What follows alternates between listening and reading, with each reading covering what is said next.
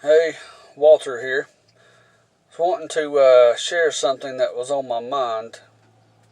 Um, I grew up in church, but then once I moved out of my parents' house, I ended up going wild for a little while.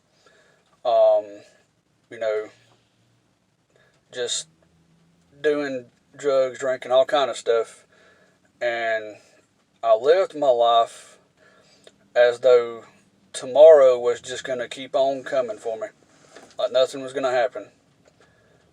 And I'm very grateful that there was people praying for me because he kept his hands on me even though I was out doing stupid stuff. And I guess I was kind of like the prodigal son, to where I went out, but then I hit rock bottom, and then God brought me back, um, and took care of me. He kept me safe. I know there's a few times I could have died, but he kept me alive.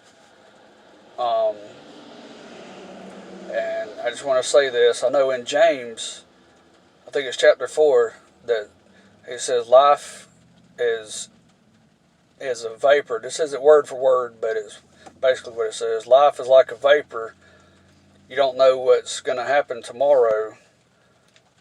Life is like a vapor. It's here today and vanishes. So you don't know what's going to happen. I know all of us hear of young people that die in car wrecks or get shot, stuff like that, and they didn't know that was going to happen. So if you was to die today, and this is the only life that you get until this life is over and you go to meet God. And then you got two options of where you're going to go. You're either going to spend eternity with Him, where it's not going to be any more pain, suffering, or anything. It's going to be happy. Or you spend eternity in hell. And at the end of time, God's going to throw hell and everything in the lake of fire. And you're going to be away from God. And it's going to be eternal suffering, burning. You're never going to get away from hurting or sorrow or anything. And right now we're kind of in the middle. God's right there, but He's not physically with us. When we get to that point, if you're going to hell, God's not going to be there. You go to heaven, He's going to be there.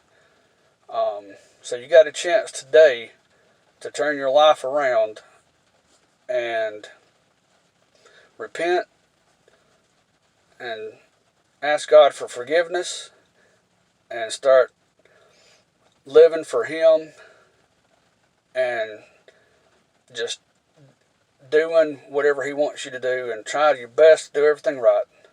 Nobody's perfect, but if you're trying, God's going to keep on moving you forward.